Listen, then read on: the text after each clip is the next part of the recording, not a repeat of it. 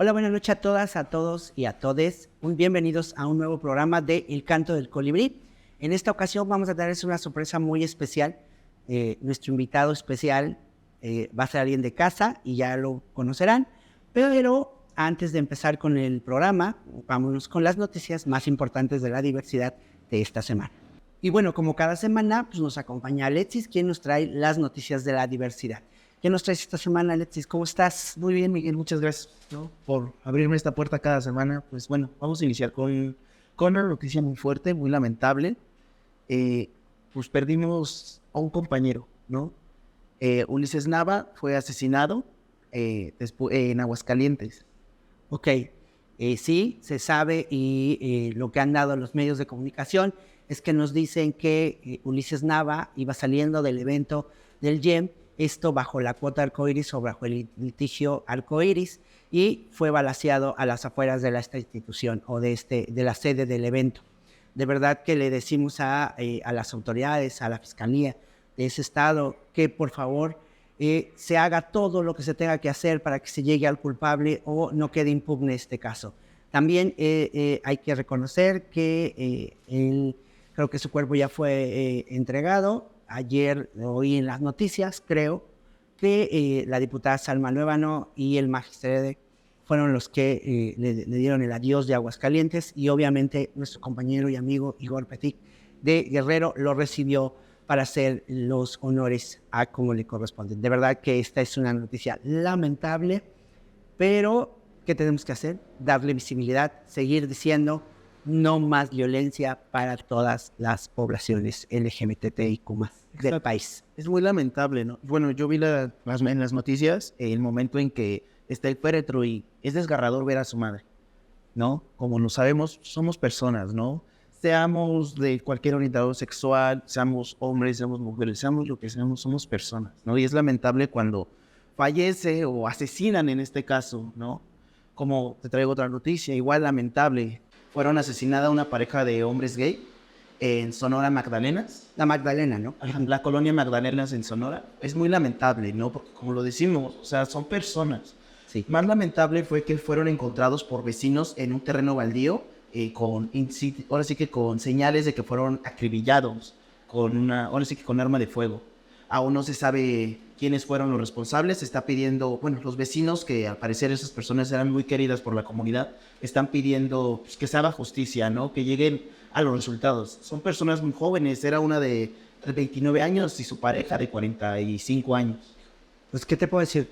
Volvemos a lo mismo, ¿no? Hay que seguir luchando. No podemos seguir permitiendo este tipo de actos. De verdad que la fiscalía entienda que somos personas y nos están matando. Seguimos con lo mismo. Ya es que hace 8 días pasó lo mismo. Las noticias estábamos dando hace 8 días de la chica que fue asesinada y la pareja decía, no, pues me atacó. No, pero recordemos, somos personas. Hay que llegar a la justicia como tiene que ser, ¿no? Por lo tanto, hay leyes, o sea, hay normas, ¿no? O sea, tanto jurídicas como morales. Somos personas, no es bueno, ahora sí como, no sé cómo decirlo, quitarle la vida a alguien, ¿no? Más aparte, pues tenemos un tema más calmado, ahora sí que pues, local, ¿no? Hace unos días, fue el viernes pasado, y ahora sí que fuimos a la inauguración de la feria de Ecatepec. Fue algo muy bonito. Vino nuestra artista, nuestra más querida cantante, Gloria Trevi. Ok, sí, estuvimos presentes. La verdad es que nos acercamos a los organizadores, al gobierno de Ecatepec, quien muy amablemente nos permitió estar un poco cerca de ella, o más bien cerca de ella, y pues nos pudimos tomar una foto, platicar con ella, expresarle algunas situaciones, y entonces de verdad que estuvo a reventar. Fue un evento, creo que extraordinario, bastante gente, creo que sí. No más recuerdo, se está estipulando que hubo más de 10,000 personas. Entonces, creo que se logró el cometido, bien por el gobierno de Ecatepec, bien por los organizadores, y pues la feria de Ecatepec está, visítenla, no nomás los conciertos, hay juegos, hay muchísimas cosas, no es un mensaje pagado, que quede claro.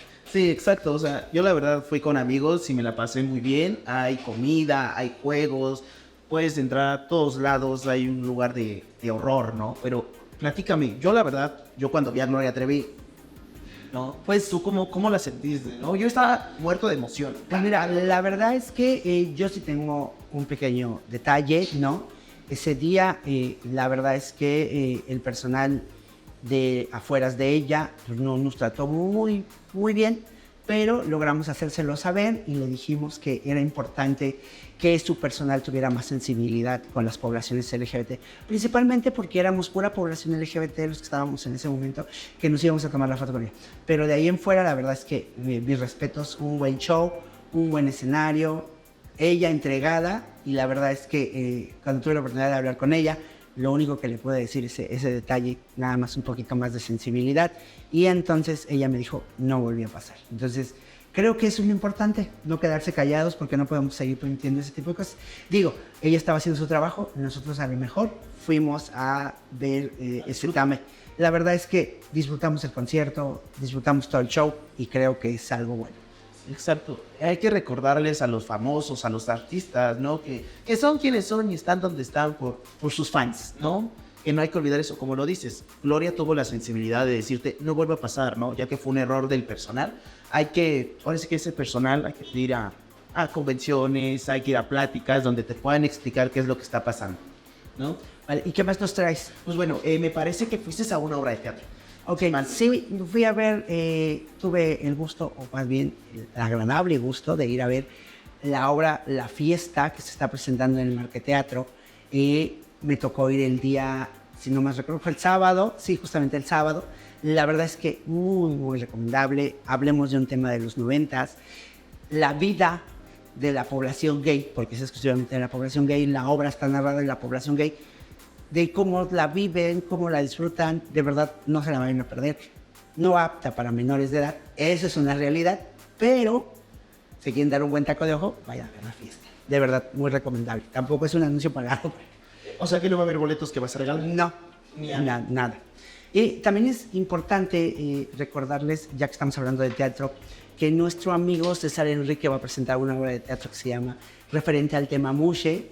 Creo que, si no me equivoco, en agosto va a ser la presentación. Véanla, por favor, consuman el teatro. Teatro independiente a veces es muy imposible que se llene, entonces es importante consumirlo de verdad. Vamos a ver si podemos conseguir una entrevista con César Enrique para que venga a promocionar su obra o que nos regale un saludo. Y pues ya, nosotros ya tenemos nuestros boletos para ese día, entonces vamos a ver qué tal se pone. Pues entonces nos vamos a lanzar por allá. Vale, nos vemos. No sé qué más noticias nos trae. Bueno, es que hoy me voy más enfocado a ti, ¿no?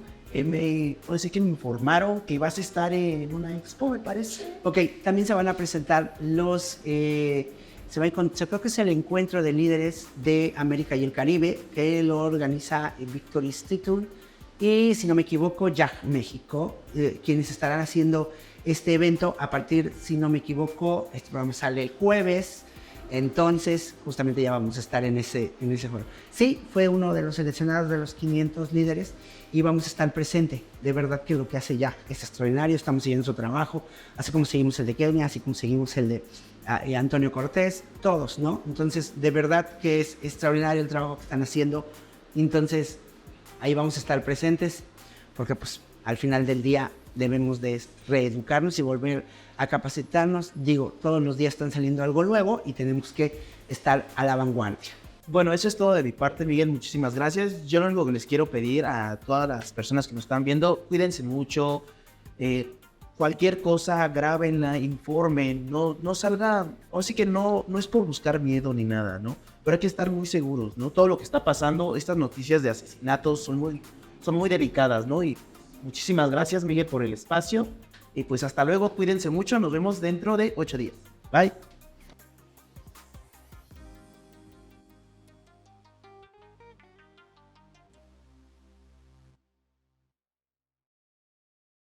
Bueno, como ya les había comentado hace un momento, el día de hoy les traemos una notición, una entrevista, algo... Una entrevista exclusiva, amigo, porque, bueno, yo estoy muy metido en las redes sociales y nunca había encontrado una entrevista donde se describiera a Miguel como persona. Exacto, el día de hoy vamos a desnudar a Miguel Martínez, como él está haciendo en los otros 3 programas. Hoy nos toca a nosotros. Y qué mejor que hacerlo en su programa, ¿no? En El canto del colibrí. Pues bueno, hola Miguel, ¿cómo estás? Bien, gracias. ¿Y ustedes? Bien, bien, bien. Muchas gracias. Excelente. Bien, muchas gracias. Pues empezando desde el inicio. Miguel, ¿dónde naciste? Nací, según tengo entendido y lo que me comentaron mis padres, nací ahora sí que aquí en la Gabriel Hernández, pero recién nacido me llevan a Veracruz, exclusivamente al municipio de Poza Rica, del cual pues me registran allá.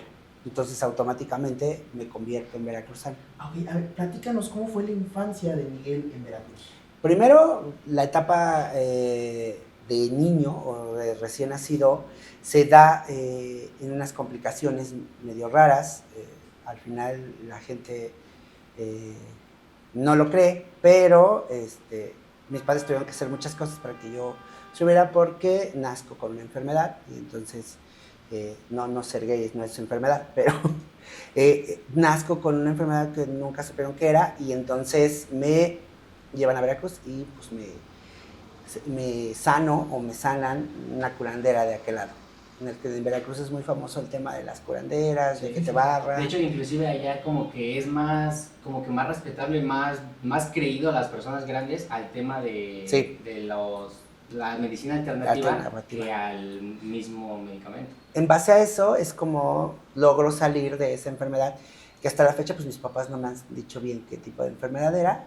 Solo sé que la señora que me curó, que por cierto es doña María, se llamaba María por cierto, solo me chupó el ombligo. Entonces, no sé qué hizo.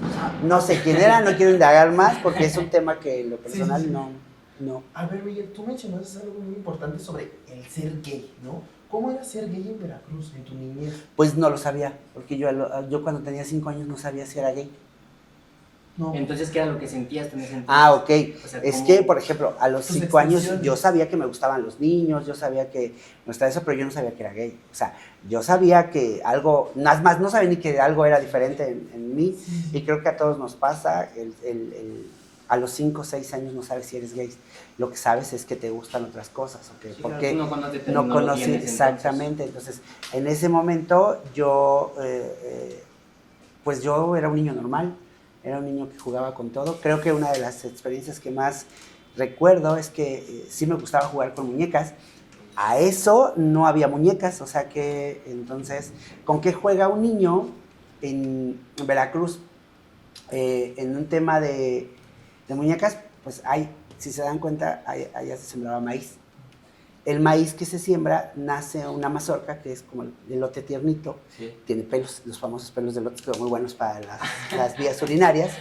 Y entonces a una edad pequeña el elote tiene mucho pelito, entonces lo que tú haces es, yo agarraba y pelaba el elote, entonces el pelo no se le cae, y yo peinaba los elotes. Mi tío me regañaba, por cierto, porque decía que le hacía cortadero de elotes. Pero con eso jugaba, y con eso jugaba yo, según eso eran mis Barbies. Eran tus muñecas. Y en ese entonces, digamos, si tú de niño, de chiquito, agarrabas un juguete que ahorita están catalogados para niñas, ¿a ti te reprimían en ese entonces? Te podría decir que no, claro que sí. O sea, no quiero tampoco hacerme la víctima. Creo que es entendible. Yo entiendo que los padres, los tíos, los familiares o las personas con las que vivas no nacen sabiendo lo que es esto. Entonces, es una reeducación que se les da. Pero sí, obviamente, mis tíos, mi abuelita, por cierto, claro, me regañaban. Pero me regañaban más por cortar los elotes que por... Yo me acuerdo mucho que mi infancia fue... allá hace muchísimo calor. De verdad que hace un calor fuerte. Y entonces, yo me ponía un short muy cortito y yo sentía... usaba unas playeras, las camisetitas que te pones abajo de la camisa. Ah, ok. Entonces, era esta, y obviamente pues no usaba zapatos, usaba sandalias. O en ese entonces era la chancla que le llaman. Y era yo muy feliz recorriendo todo el pueblo. Yo recuerdo la infancia de Veracruz fue hasta los 6 años, porque de ahí me traen a la ciudad. Bueno, regresamos a la ciudad. Mi padre, más bien mi mamá y mi papá van por mí, y me traen otra vez a la ciudad.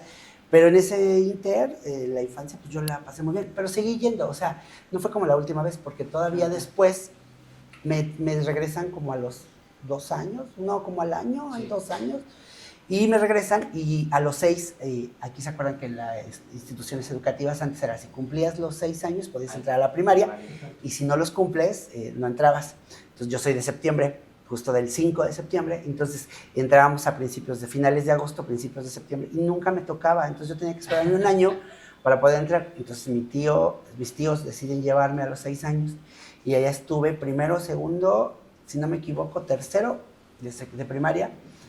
Ahí ya es otra etapa, ahí ya no, fue un poquito más diferente porque obviamente ya estaba un poquito más grande, jugaba, ya tenía esos sentimientos o emociones hacia las personas de mi mismo género, de mi mismo sexo, entonces ya era más complicado un poquito el tema, pero por ejemplo, mira, tú me estás contando sobre Veracruz, me hiciste una mención de que fueron por ti, o sea, tú no creciste con tus padres. Sí, con tus padres? En algunas situaciones, el tema era que, te digo, por esta situación vienen mis tíos y me dicen, es que va a perder un año, entonces vamos a llevárnoslo. Y entonces me llevan a Veracruz porque allá sí nos aceptaban con este problema que era lo del tema de que yo todavía no cumplía los 6 años, entonces era que tenía que irme a Veracruz. ¿Cómo fue ese cambio?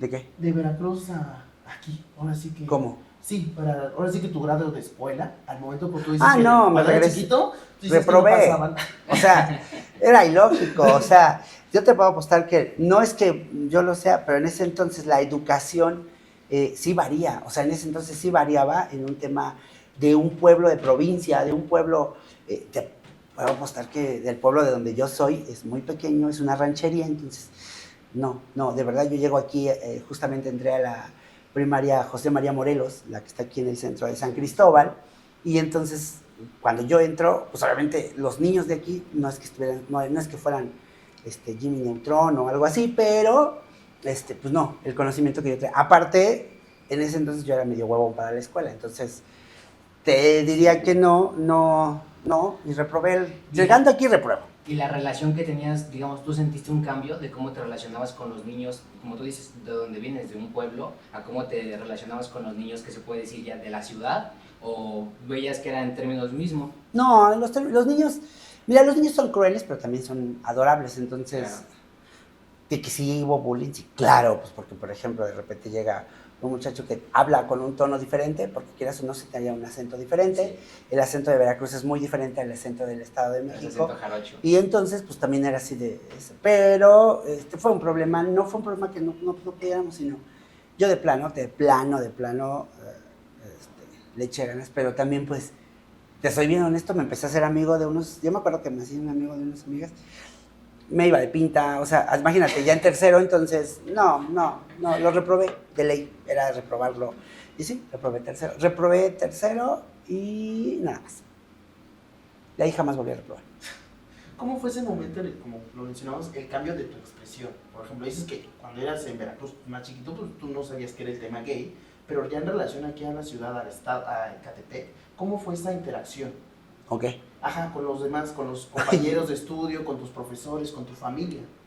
¿Cómo fue que tú te fuiste desarrollando? Bien, o sea, pero no sé a qué te refieres, pero si hablas sobre el tema de cómo era, yo te puedo decir que cuando yo era un niño muy pequeño, justamente apenas con mi madre, estábamos escuchando, si no me acuerdo, ¿A Yuri o a Gloria Trevi? Yo iba a venir Gloria Trevi, cuando ya ves que vino Gloria Trevi a Ecatepec, entonces yo le estaba diciendo a mamá que yo me acuerdo que una vez, ahí en mi casa, yo tenía, yo creo que como 8 años, armé unos tabiques y hice un escenario con puros tabiques, y a las que senté de enfrente fue a mi mamá y a una prima que tenía mi mamá, que estaba aquí en México, y yo imité a Gloria Trevi. Entonces, yo creo que más bien yo a mis papás los reeduqué en el tema desde pequeño, porque siempre fui muy aventado, siempre, nunca oculté mi orientación, pero sí tuve cambios drásticos en mi vida, entonces... ¿Y cuándo fue en el momento cuando tú dijiste, que soy gay? O sea, cuando tú esa definición la conociste. Es que aquí me pasa algo bien interesante. Yo creo que nunca te decides si eres gay.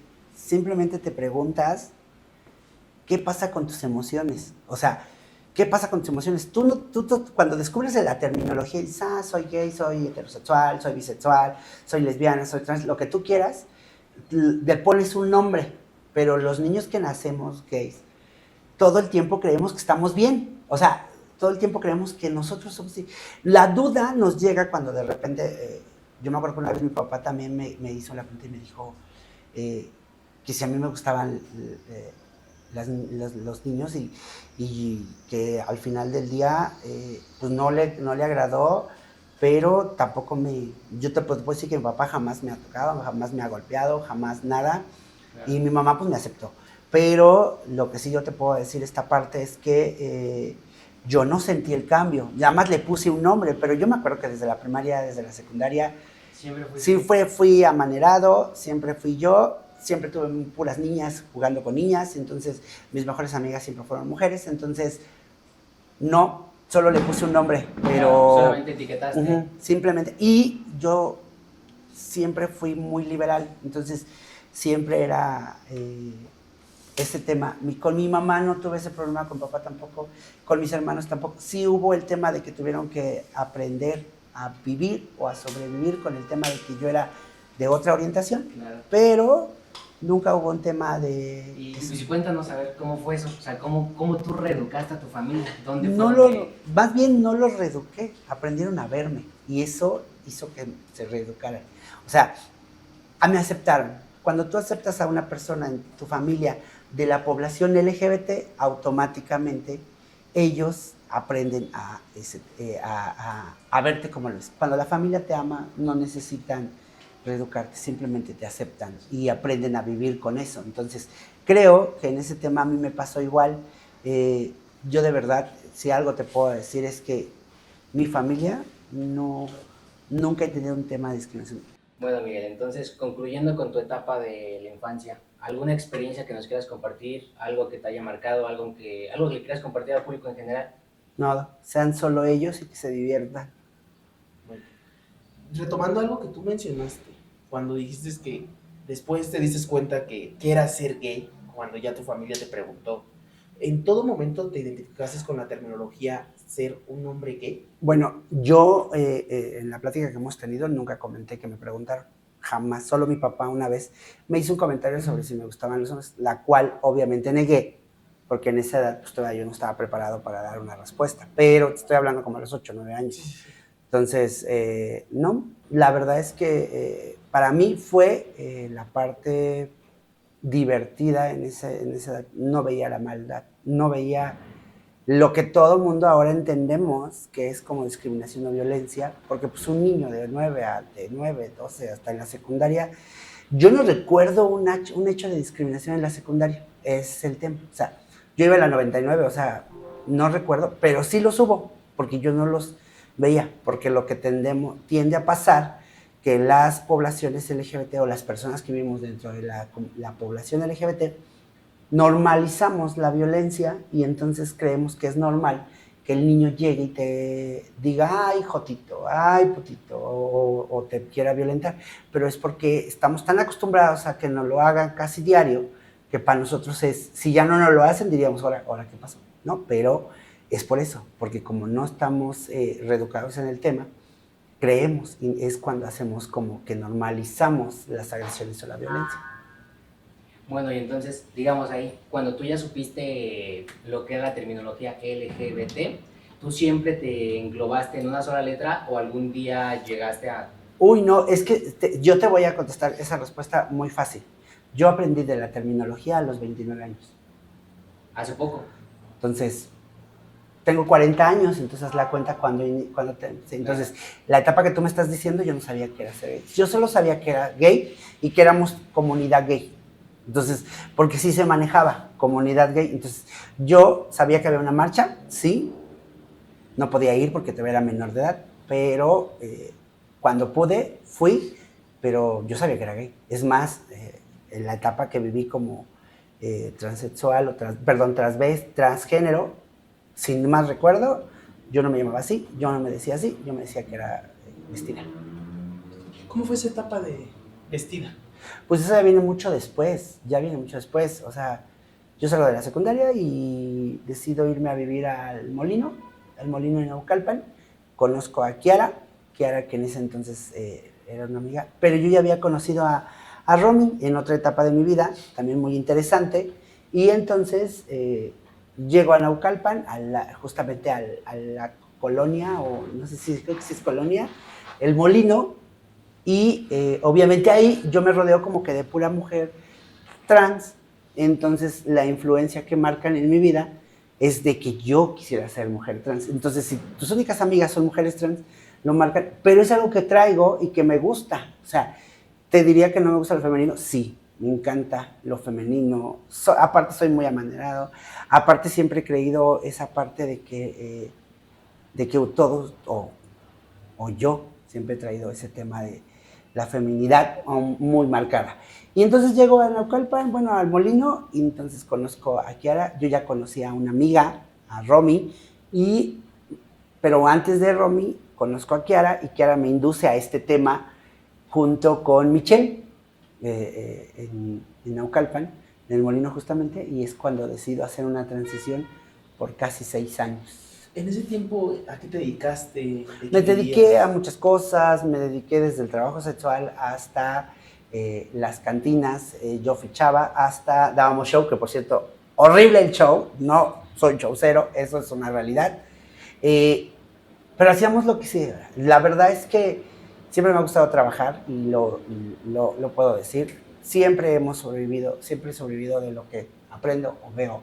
Y entonces llegar a Naucalpan, pues lo único que las chicas se dedicaban a 3 cosas. Naucalpan es famoso por sus bares porque están la puerta 7, la puerta 4 y creo que la puerta 6 del ejército. Entonces siempre salían los militares y obviamente lo primero que iban a los bares. Y entonces nosotros trabajábamos en los bares. La verdad es que trabajábamos en los bares o trabajábamos en conscripto. Les platico esta parte interesante de cuando uno llega a una edad que no conoce las cosas. Yo recuerdo que a los 16, más bien saliendo de la secundaria, yo no sabía qué hacer con mi vida. Yo quería estudiar, pero por X razón no estudio. Y entonces el primer punto donde llego es la Alameda Central. La Alameda Central en los años 2000, porque es en los 2000, se juntaba un grupito de chicos gays, y exclusivamente chicos gays y chicas trans, que eran muy jóvenes, estamos hablando de entre 15 y 18, y entonces de repente se empieza a volver un núcleo de autosalvaguardarnos nosotros. Llegamos a ser más de 100. Y entonces de repente era ir casi diario, unos iban un día, otros iban otro día, pero lo más interesante es que empiezan a proteger. Yo me acuerdo mucho de Beto, me acuerdo de la Zafiro, de Alfonso, y por ejemplo ahí conozco a quien todavía sigue siendo uno de mis grandes amigos, Julio. Pero era que íbamos ahí y de ahí estábamos un rato, nos sentábamos solo en las bancas, que en ese entonces estaban en la Alameda porque está remodelada, pero anteriormente tenía más árboles. Y entonces, literalmente, en la Alameda se podía tener relaciones sexuales en la Alameda, porque estaba muy oscura. Entonces, de repente, todos los jóvenes, pues de repente hacíamos. Y te digo una de las cosas, yo creo que no había chavo que íbamos en ese entonces que en algún momento no se le llegara a la necesidad, o por gusto, o por lo que tú quieras, ejecutar el trabajo sexual, ya como niños jóvenes, como niños, como chavitos. En ese momento era ganarte unos pesos. A mí me pasaron muchísimas cosas en ese sentido, porque llegaron a ir tipos. Yo me acuerdo la primera vez que ejecuté ese tema, el trabajo sexual, yo no sabía que era trabajo sexual, porque entonces son chavitos de 16, 15 años que éramos. Entonces llega un tipo de 45, 50 años que te dice, te invito a cenar, y al final terminas con él en el hotel. Cuando él se va, te deja unos pesos. Entonces tú no sabes si es trabajo sexual lo que está haciendo, pero estoy hablando que es un niño de 16 años. Entonces todos los que estábamos ahí, ese era el tema. O sea, yo te puedo decir que perdí contacto casi con la mayoría, a algunos todavía les hablo, pero ahí conozco a las 2 de las personas que hoy en día podría considerar uno de mis mejores amigos. Julio, que les acabo de repetir, y Romy, que es la que está ahorita en Estados Unidos, pero que se vuelve fundamental en mi vida, porque con ella pasé las mejores experiencias de mi vida. Y creo que aprendimos a amarnos y a querernos como hermanas. Esa experiencia de la Alameda también es algo extraordinario, porque al final del día, quien esté viendo la entrevista, y si alguno de los compañeros que estuvo ahí lo va a ver, era algo extraordinario. Con eso, yo una vez, basado en eso, hago mi fiesta de cumpleaños en mi casa, ¿no? Entonces hago una fiesta de cumpleaños. Entonces no era muy común ver una fiesta de cumpleaños de niño gay. ¿no? Entonces, o de alguien gay, y yo ya traigo un show transvesti. No, bueno, se armó un merequetengue, llega una banda, porque antes había bandas, ahí donde yo vivía había solo 2 bandas, que eran los famosos Perringas, uno de ellos eran los Perringas, y ellos suben a la fiesta y nos rockean la fiesta, entonces se arma un merequetengue de donde los gays se pelean con los de las bandas, y bueno, quebradero de vidrios, pero, híjole, fue histórico. De esas y muchísimas más historias con estas chicos o chicas que la verdad, extraordinaria experiencia. Lo de la Alameda era algo único porque era un espacio donde te sentías seguro. En ese entonces todavía estaba la montada, que le llaman, no sé cómo le llaman, que estaban los de seguridad con su caballo. Y de repente, pues nos ahí, entonces nosotros nos tendríamos que esconder. Y luego, te digo, había como matorrales y no sé qué. Yo me acuerdo que, de juro, o sea, yo veía a mis compañeros, a mí no me tocó. A mí lo que sí me tocó es quedarme en la Alameda por los pesos. ¿Qué pasaba? Que de repente decían, vámonos a Garibaldi y nos tomamos una botella, nos empedamos, bueno, nos gastamos toda la lana y me tocó dormir en la Alameda. Y solo, de verdad, no se lo deseaba a nadie, pero solo de lo que yo les decía, la etapa de las rebeldías es por eso. Una de eso es por lo que después de la Alameda me lleva a Naucalpan. Entonces, es esa parte, o sea, me fui a los extremos por ver esa parte, pero a hoy te lo puedo decir así, o se los puedo decir totalmente claro. Si yo no hubiera pasado esto, no sería hoy la persona que soy. Porque gracias a eso es que yo soy quien hoy soy. ¿No? El hecho de mi empatía con las mujeres trans es por lo que yo viví como mujer trans. Mi empatía con los gays, que les llaman plumas o que les llaman muy amanerados o lo que sea, es porque yo fui un niño amanerado. Entonces, eso es mi empatía con las diferentes poblaciones, ¿no? Entonces, ahí cuando me acuerdo, cuando tenía 16 años, yo me besaba con un tipo, por cierto, muy guapo, muy guapo, muy guapo, y cuando descubriera una niña trans, o un niño trans. Entonces fue divertido. Todos ellos me decían, no, es mujer, porque en ese entonces no habían los términos, o si lo sabían, no lo sabíamos, ¿no? Entonces decían, ay, es mujer, ¿cómo te puedes besar con una mujer? Cochino, cochina, lo que tú quieras. Entonces de repente, obviamente, ella era una niña, un niño trans. Entonces, pero pues besaba rico. Bajo estas experiencias, hoy en día, ¿cómo te identificarías? No sé. Creo que abrazo mucho mi feminidad. Me gusta mucho a veces sentirme delicado, aunque me gusta ser el líder, pero reconozco que me gusta de repente sentirme el protegido.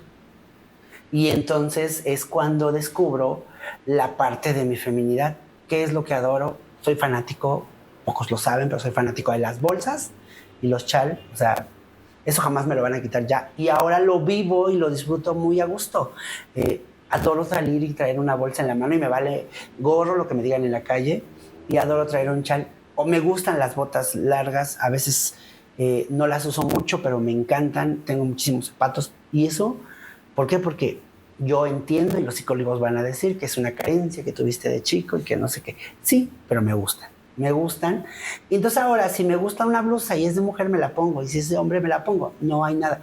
Me podría considerar no binario, pero la verdad es que ya mejor no le pongo, porque he pasado, te lo vuelvo a repetir, de niño gay, niño afeminado, niño pluma, a mujer trans, y luego regresar a gay, entrado a la heteronorma, y luego regresar a no binario. Bueno, creo y me puedo considerar que he disfrutado mis orientaciones, mis géneros, a lo que da. No podría decir Cierto, que no. Y hoy en día ya no te encasillas, ¿no? Ya puedes ser quien tú quieres ser. ¿Para qué? A mis 40 años estaría ridículo encasillarme. Ahora sí que todos quisiéramos tener esa mentalidad, ¿no? De no encasillarnos, sino como tú lo dices, ser libre. Si hoy me gusta esto, el día de mañana me puede gustar esto, ¿no? Yo creo que tiene que ver, yo nunca imaginé, y eso se los comparto, disfrutar y vivir de lo que me gusta.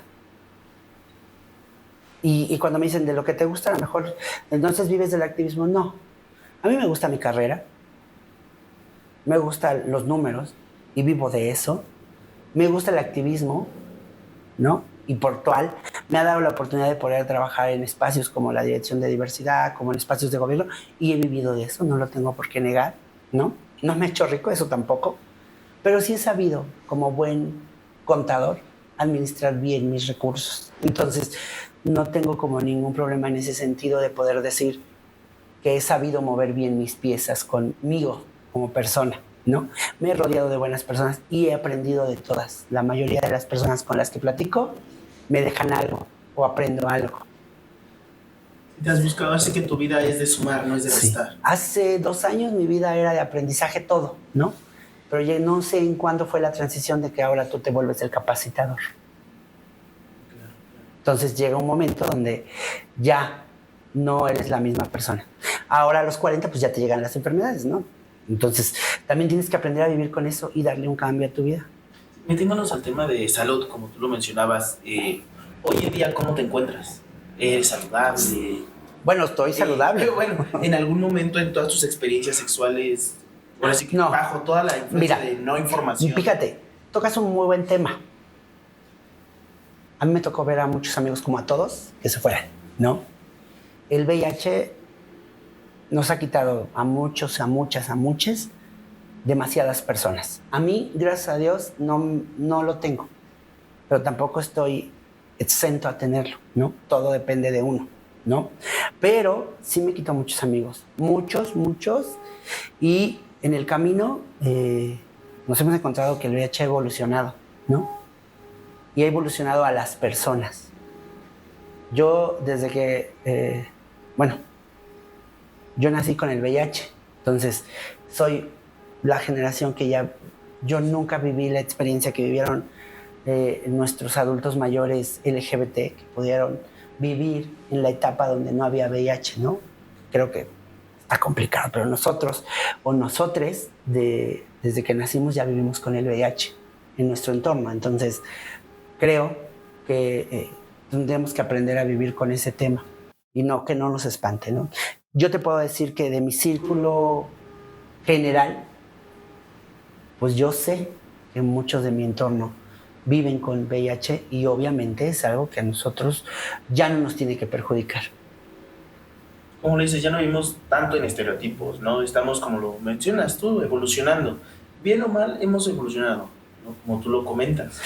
Hablando de ese tema, solo hay una persona que me dejó muy marcado en el tema de VIH. Bueno, 2. La segunda no te lo puedo platicar porque automáticamente al decirte cómo fue mi experiencia con esta persona, van a deducir muchas personas quién es. La otra es un amigo, pero fíjate, no murió de eso. Y entonces, pero con él aprendí algo que yo no sabía, que yo no conocía, que él fue el que me indujo a los bailes sonideros en esa época, que también anduve un rato en los bailes sonideros. Y entonces con él aprendí esos temas. Cuando yo me entero que fallece, pues no fallece de eso. Y entonces es diferente. Es justo en la Alameda también. Yo, aparte de ir con este grupito, antes de ir a ese grupito, empecé a ir a unos movimientos que eran los bailes de los domingos en la Alameda. Entonces yo ahí lo conozco y bailábamos en las ruedas de la Alameda y de ahí nos vimos, lo que te decía, me lo vuelvo a reencontrar en Naucalpan y de ahí vamos a los bailes sonideros de Naucalpan y obviamente eso. Yo en Ecatepec no fui a los bailes aquí sonideros, nada más 1 o 2 veces creo, y una vez fui con Gaby y creo así, pero de ahí en fuera no. Pero esa sí me marcó porque él era un buen amigo, o sea, él me enseñó muchas cosas cuando yo no sabía. Y he tenido la suerte de encontrar personas que siempre me han protegido. Me ven como el indefenso y me protegen. ¿Y qué fue lo que, digamos, te orilló a eso, Miguel? ¿Tú tuviste necesidad, sufriste carencias? No es que no haya sufrido carencias, simplemente, te lo vuelvo a repetir, estás en un entorno donde las chicas, en ese entonces las chicas trans no teníamos en otro método de trabajo. Entonces, era muy difícil conseguir un trabajo como chica trans en no sé, hasta en una panadería, ¿no? Pues te discriminaban. Que yo no lo veía en ese entonces, ahora ya lo veo, pero en ese entonces yo no lo veía. Entonces de repente pues te llega la amiga, en ese entonces me acuerdo mucho de todas las chicas, Andrea, Michelle, Laura, Kiara, que de repente llegaban y decían, pues, yo les decía, oye, ¿pero qué vamos a trabajar? Y me dice, no, pues vente, vámonos en la noche, arréglate, vámonos y hoy ganas una lana para que mañana sigamos la fiesta. Bueno, automáticamente pasó eso. Entonces, quieras o no, pues era un día a día. Claro. ¿Y tú cuando te relacionabas con estas chicas, tu grupo de amigas, eran de que tenían alguna zona, digamos, un departamento donde todas llegaban y podían estar ahí en paz? ¿O era de que cada quien véase por donde se pueda? No, cada quien vivía en su casa, cada quien tenía... Sí. Obviamente rentábamos, yo rentaba, Michelle rentó un tiempo conmigo, yo viví con Kiara y luego viví con Laura. Cuando yo me voy a vivir con Laura es cuando entro en la etapa de los bares y entonces empiezo a fichar. Eso ya es después de dejar el trabajo sexual. Por una experiencia mala, decido dejar el trabajo sexual. Y entonces dije, ¿de ahora de qué trabajo? La otra forma de trabajo en el molino era los bares. Y entro a los delfines y la encargada era Laura, que también era una chica trans. Y entonces trabajé un tiempo en los delfines fichando. Por ejemplo, ¿fichar qué es, Miguel? Para la gente que no conozca esa terminología. Bueno, fichar es tomar, es tomarte una cervecita que te dispara la persona o el cliente que llega y automáticamente te dan una parte proporcional de lo que vale la cerveza. Okay. Mencionaste una experiencia mala. ¿Nos podrías platicar por qué fue que digo, no fue una, fueron muchas, pero pues fue una experiencia como yo me imagino que viven todas las chicas, que de repente un cliente pues te quiere agredir, te quiere golpear. Entonces yo no sabía de esa experiencia. Un cliente nos quiso golpear, nos amenazó con un arma, nos la puso en la cabeza. Entonces tú decides, ahí es donde ves tu vida pasar. A los 18 años, 19 años, entonces dices, tienes dos opciones, o te sales de esto o sigues en esto, y algunas no tienen opciones. La verdad es que yo siempre he creído que a mí la vida me ha sonreído en ese tema, y hoy estoy aquí, lo puedo platicar, pero a lo mejor muchas amigas que ya no están, se paraban en conscripto, a lo mejor ya no están para contarlo, pero sí hubo ese tipo de agresión. La verdad es que fue una agresión y boom, vámonos. O sea, nunca, no nos ha habido mal. Porque aparte es como que llegan las niñas nuevas, las chicas nuevas, chavitas, y entonces de repente pues eran las que más creen. Obviamente también hubo problemas por ese tema. Pero, no, decido eso y me voy a lo que te comentaba, a los bares, que es casi igual, con la única diferencia es que acá te emborrachas. O sea, para poder sobrevivir. Pero también hay... Te diría que no es cierto, claro que hay trabajo sexual dentro de los bares en ese entonces, y obviamente hacer salidas y lo que tú quieras. Era, según nosotros, más seguro, pero no, también era muy arriesgado. ¿Cuánto tiempo duraste? Yo nunca he hecho la cuenta exactamente, pero sí ha de haber sido como entre 5 o 6 años. Y ese es un tema que traigo aquí como medio conflictuado, porque no sé si me podría haber considerado mujer trans o solamente travesti, por el tema de que solo fue una temporada, un tiempo. A mí me dice una amiga, Emma Jessica, que ya la conocen, que siempre me dice que tengo corazón de mujer trans, o todo el mundo decía que tengo corazón de mujer trans, pero a lo mejor fue una etapa en la que, de mi vida, que casi la mayoría, o no sé si ya la sepan, viví como mujer trans mucho tiempo. Y en ese tiempo, mientras tú realizabas ese trabajo, ¿tú ibas a la escuela, estudiabas, aprendías de algo? No, solo era eso. Obviamente eso y las aventuras que se viven con las amigas. Sí, claro. ¿Qué información tienes? Yo estudié mucho después. Yo vine a estudiar después de que decidimos hacer un cambio en nuestra vida. En eso te hablo de mi amiga Romy y mi amiga Michelle, que nos decidimos salir del tema de los bares, del trabajo sexual, y aún como mujer trans llegamos a Ecatepec, yo obviamente acá. Le pido a mi madre que nos eche la mano y nos meta a trabajar en una fábrica. Entramos a trabajar las tres en ese entonces. Y al entrar a trabajar a la fábrica, yo hago el cambio de lograr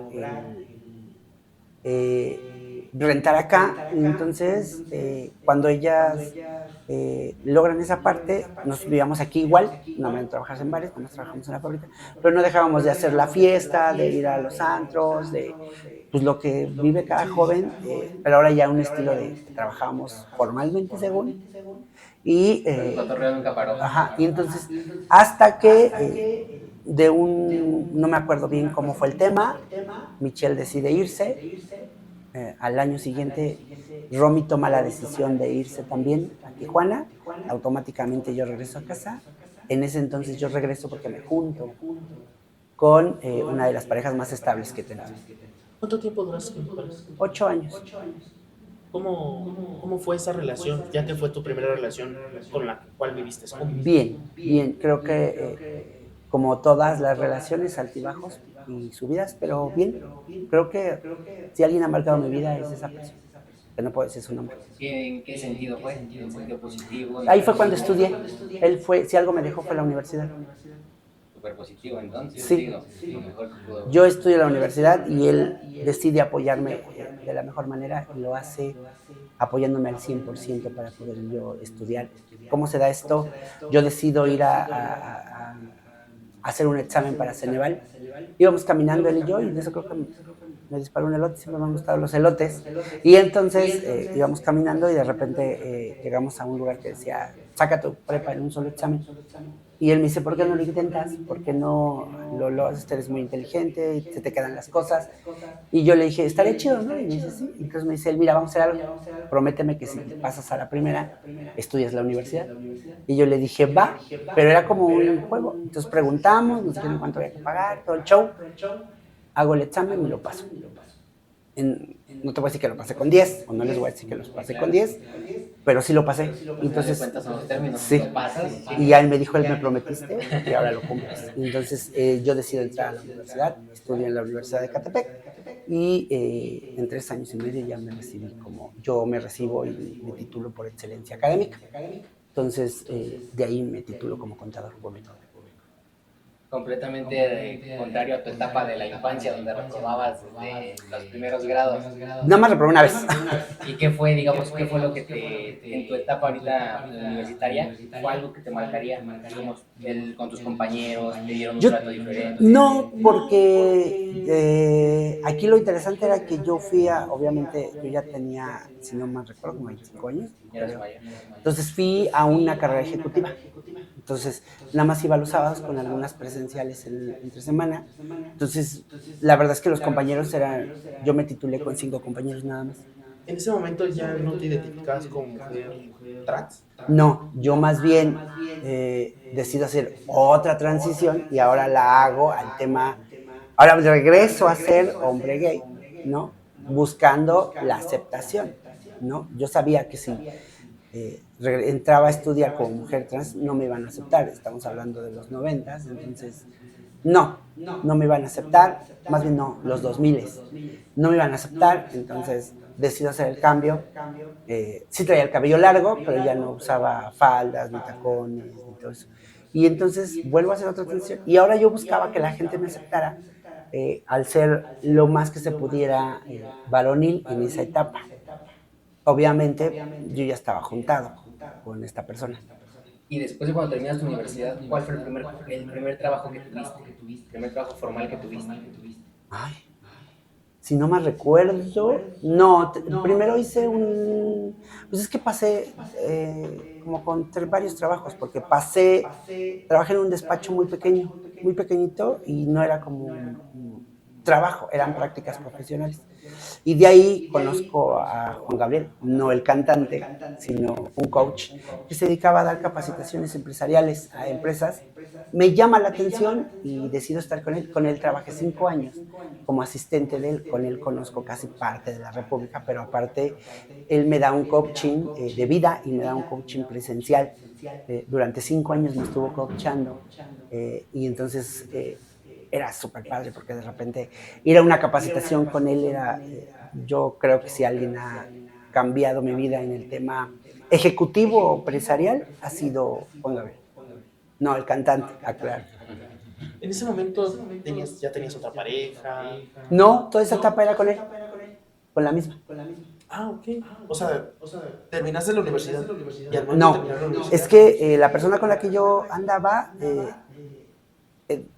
sí, no, cierto, perdón, no, es que yo entré a trabajar con Mabel todavía no acabando la universidad, o sea, yo nunca dejé de trabajar, porque obviamente alguien me tenía que pagar la escuela, o sea, en ese entonces mis padres pues ya no me la pagaban, mis padres me dejaron de apoyar pues, a una edad donde yo ya no, si yo no quise estudiar la prepa o por situaciones no la estudié, pues mis papás me iban a seguir pagando mis desmadres, entonces automáticamente a partir de ahí ya no me dieron apoyo. Y entonces la universidad me la pago yo, obviamente con apoyo de esta persona, y logro sacar la universidad. En ese lapso, conozco a el contador Monita, quien él tenía un cliente que era Juan Gabriel el coach, y entonces ahí conozco al coach, él me llama para ir a las expos, porque él se presentaba mucho en las expos, como la expo empresarial o la expo franquicias, y entonces me vuelvo como el degustador de las franquicias, y es cuando yo entro con él directamente, y de ahí me vuelvo su asistente, quien me tocaba organizar todo el evento, desde organizar, contratar, bla, bla, todo el proceso, y con él, pero en ese mismo momento, él tenía una práctica única que fue la que a mí me cambió la vida, que era todas las mañanas, cuando yo llegaba a trabajar, lo primero que me decía es, nuestro café. Y siempre íbamos por un café, y en ese café él era un bombardeo de ideas, de crear empresas, de crear proyectos, de decir cosas. Entonces él siempre me decía, ¿cómo ves este nombre? ¿Cómo ves si enfocamos esta empresa para esto? Y todo eso. Yo recuerdo mucho ese tema porque él crea una empresa que se llama 360 Speakers. Yo le dije, oye, pero ¿qué es lo que quiere usted? Dice, yo quiero conocer mucha gente habladora. Y cuando yo le digo, ¿cómo habladora? Y me dice, sí, habladora. Y entonces le dije, ok. Y dice, pero entonces hablamos de un giro. Y cuando hacemos de un giro, entonces dicen, pues 360. Y él dice, pues sí. Y después dice, ¿cómo se dice inglés ¿cómo se dice habladores en inglés? Y dijo, speakers. Entonces dice 360 speakers. Y esa se vuelve la empresa más importante que él crea. Y creo que hasta la fecha es una de las empresas que más representa. De ahí yo le tengo una estima y un agradecimiento porque él me cambió la vida a otro concepto. Mucha gente no le funciona el coaching, a mí me cambió la vida, entonces de ahí aprendí muchísimas cosas. Creo que el coaching es algo extraordinario para mí, no digo que todos lo consuman, pero sí, de ahí yo entendí que tenía que formar mi propio despacho, que tenía que formar mis propios negocios y que tendría que hacer mis propias cosas. Él siempre me metió en la cabeza, no hay mejor manera de ser alguien en la vida que ser tu propio dueño. ¿Y cómo fue este paso, Miguel? Nos estás explicando que en tus clases de coach te enseñaban a ser tu propio jefe, tus negocios. ¿Cómo llegas de esta transición de tener estos ideales, de ser tu propio jefe, a trabajar como subordinado al ayuntamiento ante una dirección de diversidad? No, pues es que es un proceso largo, de verdad es que es muy largo porque no es así como que haya sido de acá a acá, o sea, tardé mucho, podría decir que de ahí como unos 8 años, 9 años. ¿Y eso fue por medio del activismo? Sí. Tú abriste puertas por medio del activismo. ¿Y eso fue influenciado a tu etapa que tuviste como trabajador sexual? Que no tiene nada que ver. Yo más bien llega una etapa de tu vida donde llegas, yo ya tenía formulado mi primer negocio, que en ese entonces sigue hasta la fecha, que es el despacho donde siempre he trabajado, a partir de que dejo de trabajar en las empresas, porque no solo trabajé con Fundador, trabajé en otras empresas. Y después de eso creo el despacho, hago que crezca un poquito más, y entonces yo decía, tenía mucho tiempo y empiezo a conocer. Yo estaba buscando un grupo de amigos que me dejaran ayudar, pero más bien buscaba yo como un grupo de amigos donde pudiera yo convivir, que estuvieran mis mismas orientaciones. Ya de este lado, hablando de Catepec, y obviamente pues Gaby, Gaby Chanocua, que es una chica trans de donde vivo. La vuelvo a ver después de mucho tiempo y lo primero que me dice es, oye, ¿por qué no te incorporas en ese entonces al Comité de Orgullo Ecatepec? Y le digo, pues está chido. Digo, pues llévame, invítame y a ver qué pasa. Pues yo creo que ahí fue donde me cambió la vida, en un tema de activismo.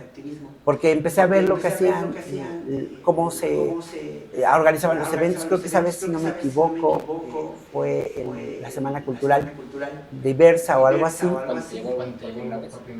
Me lleva a la Casa de Morelos, conozco a los que inicialmente o a los que estaban en ese entonces en el Comité de Orgullo Ecatepec, y es como yo entro a ese rumbo, me empiezan a jalar y obviamente se crea una convivencia, una unión, y empiezo a conocer a varios personajes que hasta la fecha pues, todavía siguen en el activismo. ¿Cómo fue ese sentir? De que cambiaste toda tu vida, que prácticamente cambiaste toda tu vida, que no tenía nada que ver con el activismo cuando ya te dedicabas a todo. Es que nunca lo dejé, o sea, lo empresarial nunca lo dejé, toda la vida he seguido con mis pues tengo que comer de algo, ¿sí me explico? O sea, no, he seguido con esto y he emprendido en otros negocios, pero nunca lo dejé. Mi tema con el activismo era más social, era apoyar, era estar ahí, y entonces eso también viene a raíz del coaching. Después logro entrar a otro coaching, ya no tiene nada que ver en mi antiguo jefe. Y en ese coaching me dicen que tenía yo que organizar un evento para alguna fundación o asociación que apoyara. Y entonces organizé un evento a la Casa Hogar Rosas Rojas de aquí de Tizayuca. Y era un evento donde les llevamos payasos, y ropa, comida. Entonces ocupé, y lo voy a decir que ocupé mi cartera de clientes para algunos clientes, decirles que nos apoyaran con algunas cosas para llevarlas. Y me atreví, a través en ese entonces de las redes sociales que estaban en ese momento, a solicitarle, por ejemplo, me acuerdo que estuvo Cepi Show, Tati Show, les mandé un mensaje y les dije que estaba yo organizando un evento. En ese coaching lo que te decían es, él no lo tienes, busca el sí. Entonces, pues yo les mandé mensaje, como siempre lo he hecho, así es como he conseguido a muchísima gente que nos ha apoyado desde ese momento hasta la fecha. Entonces mandas un mensaje de, hola, oye, estoy haciendo un evento, bla, bla, bla. Me sorprende porque la convocatoria fue muy grande, entonces de repente me acuerdo que, ¿sabes? Me apoyó Víctor Bells, Jocelyn Aguilar, Tío Cepi Show, Marisol. Entonces, la convocatoria, tío, se puso muy buena, y fue un eventazo. Y de ahí empecé a convivir más con estas personas, ya mencioné a Jocelyn, pero entonces también estaba Carlos, estaba Gaby, Yanis, Marisol, Miriam, y si no más recuerdo, creo que nada más. Y se crea Orgullo Ecatepec. Entonces yo me encargo de crear toda esa parte de la acta constitutiva que nos apoyó en ese entonces un servidor público de aquí, y crea para hacer la acta, pero yo me encargo de sacar lo que era la cluning, y estamos en proceso de notario. Cuando hay un percance y automáticamente deciden que ya no le va a pertenecer a otra. Después del percance, ¿cómo fue? ¿Qué fue lo que hiciste? Después de que decido separarme de Orgullo Ecatepec, pues yo quería seguir con este tema, porque la verdad me apasiona. Y entonces sale también mi amiga Marisol y sale Yanis, y creamos Mahami. Ahí nace Mahami en junio de 2017, que Mahami solo son nuestras iniciales. No hay más. No vayan a preguntar qué significa, porque nunca me he dado la tarea de investigar. Lo único es que no sabemos cómo ponerle. Entonces le dije, somos fundadores, nosotros somos, y son nuestras iniciales. La M y la A de Marisol, la J y la A es de Yanis, y la M y la I es Miguel, nada más. Entonces, creamos Mahami y empezamos a hacer lo que veníamos haciendo, pero ahora desde un colectivo ya más nuestro, ¿no? Y de ahí llegan las oportunidades de hacer muchas cosas, de juntar muchos aliados, y obviamente estoy hablando que es lo que se ha hecho con Mahami hasta la fecha. Llevar a Mahami a donde está ahora, no estamos hablando de un trabajo de 2 meses. La verdad es que Mahami está donde está por el trabajo que se ha realizado. Y no solo de nosotros, porque por aquí han pasado muchísimas personas. Entonces, desde el que creó el primer logo, desde quien estuvo con nosotros, desde quien nos apoyó, quien nos respaldaba. Entonces, Mahami ha sido ese movimiento. Una pregunta, ¿quién fue uno de tus proyectos, o es uno de los proyectos de las personas que te rodeaban como tuyo para crear antes no existía la dirección de diversidad, ¿no? ¿Cómo fue que tú empezaste ese proyecto para la creación de una dirección? Bueno, la verdad es que lo pensamos. La idea era que cuando se llegó a esa conjetura, nosotros buscamos un espacio dentro del gobierno que nos respaldara como ciudadanos. Como dice Emma, necesitamos un espacio donde nos vieran como personas de primer nivel, no personas de segundo nivel o de tercer nivel, sino personas de primer nivel, para lo cual obviamente nos dimos a la tarea de buscar ese espacio. Cuando esta persona que decido yo apoyar junto con unos compañeros, pues él decide crear el primer espacio. El primer espacio se da en el Instituto de la Mujer e Igualdad de Género en el 2018, cuando él gana la candidatura, y entonces decide crear un departamento de director del instituto. Obviamente, a raíz de ese trabajo que estamos realizando en el departamento, es por lo cual él decide que tiene que elevar a dirección. Y te puedo decir que es increíble porque no se llevó a coordinación, sino fue directamente a dirección. Pero obviamente era un trabajo de crear demasiados proyectos, de estar presentes, de estar ahí. En ese momento, pues éramos los integrantes de la coordinación, de la jefatura, era Yanis, que nada más éramos Yanis y Estrella Calzada. Y yo, el departamento era de 3 personas, pero con esas 3 personas teníamos, porque la verdad es que hacíamos jornadas, íbamos a calles y entonces tengo que decirlo bien claro, la directora del entonces del de la Mujer dice, oye, hay 2 espacios que son casas de la mujer, que los deberíamos ocupar. Y yo le dije, pues vamos a crear las casas de la diversidad, y nace las primeras 2 casas de la diversidad, que es la Casa de la Diversidad de Jardines de Morelos y la Casa de la Diversidad de Los.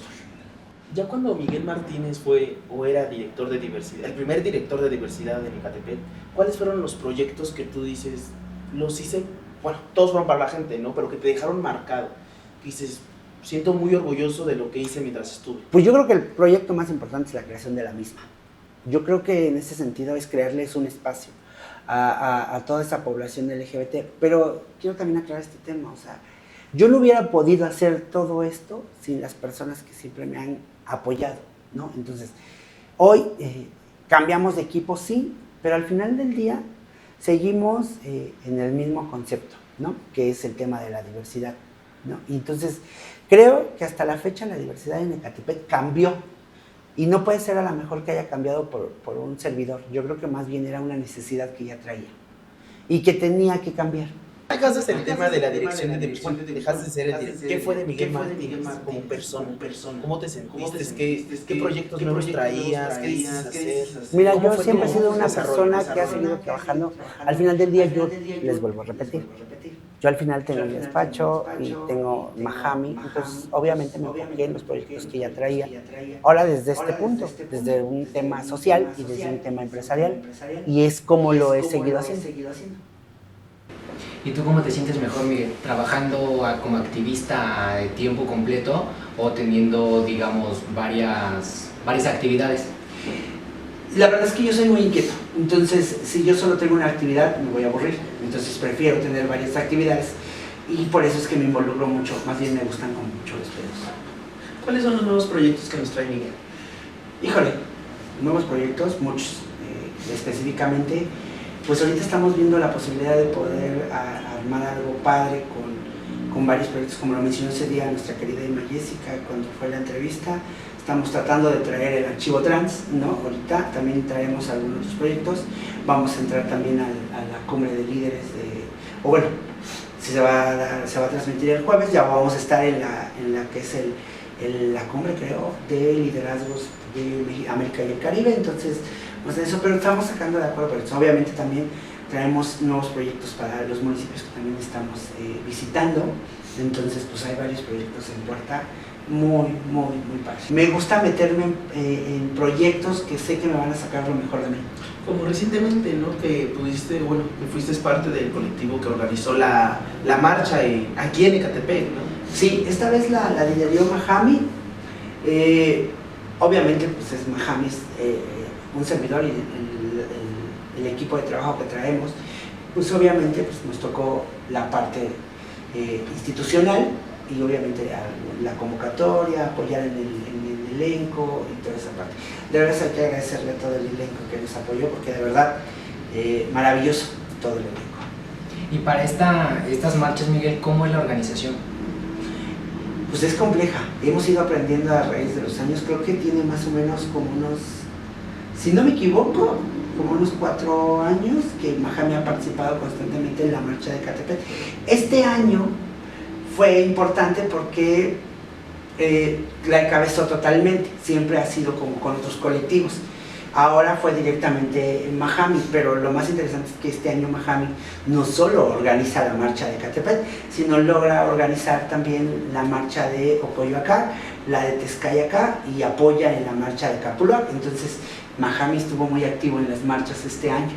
¿Cómo fue que Mahami pudo apoyar ahora sí que en los diversos municipios? ¿Cómo llegó hasta esos municipios? Bueno, siempre he abanderado el tema de la diversidad y no por un tema político, ni siquiera por un tema social, es por un tema personal. Yo siempre he creído que los que somos de la diversidad o que somos parte de la población o del colectivo LGBT, desde que nacemos estamos haciendo activismo. El hecho de pararte y ponerte algo diferente te hace activista porque te hace ver un espacio donde te dejas ver y creas una incidencia en las demás personas.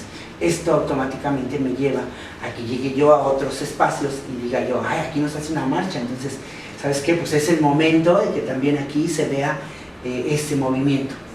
Ok, Miguel, y para concluir, ¿qué mensaje te gustaría dejarle a los jóvenes, a la audiencia que nos ve en general?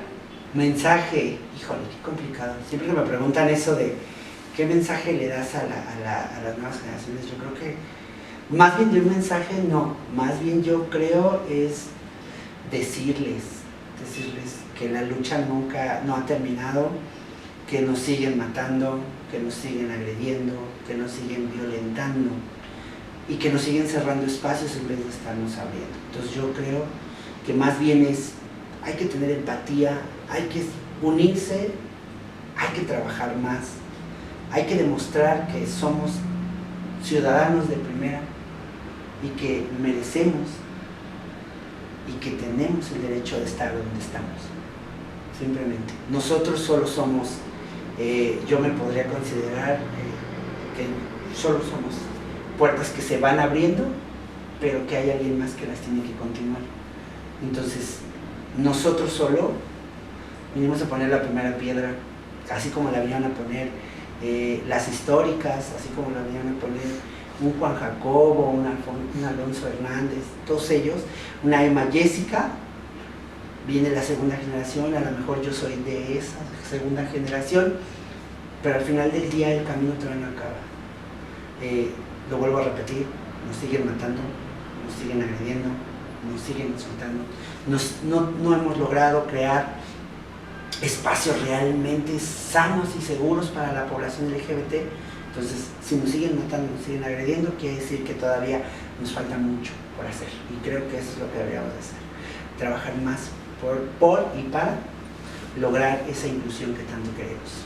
Pues muchas gracias, Miguel, por tus palabras, por el espacio, y también agradecerle a Alexis por acompañarnos en la entrevista. ¿Algo que quieras decir, Alexis, al público? Pues ahora sí que no se lo pierdan, vamos a estar como cada jueves a las 9 de la noche para que no se lo pierdan, la entrevista con Miguel. Van a venir muchísimos proyectos más, como lo acabamos de ver. Nuestro compañero Jordi es la primera vez que nos acompaña aquí en el Canto del Colibrí, ¿no? Van a venir más sorpresas, van a venir más compañeros y pues espero y nos sigan viendo y pues demasiadas gracias. Miguel, muchísimas gracias por todo el apoyo. Hasta luego. Luego. Bueno, nos vemos la próxima semana con nuevas entrevistas, nuevas cosas, lo que estamos haciendo. Pero más importante, gracias a todo el equipo, gracias a quien me pudo hacer la entrevista. De verdad es extraordinario estar ahora de este lado como ser entrevistado. Y pues nos esperamos que van a ir conociendo a cada uno de los que participamos en este equipo, quienes creamos el Canto del Colibrí, y de verdad no se los pierdan. No es que no hayamos tenido invitados, la verdad es que siempre es importante que conozcan quién está detrás de la cámara para que sepan por qué estamos aquí. Gracias.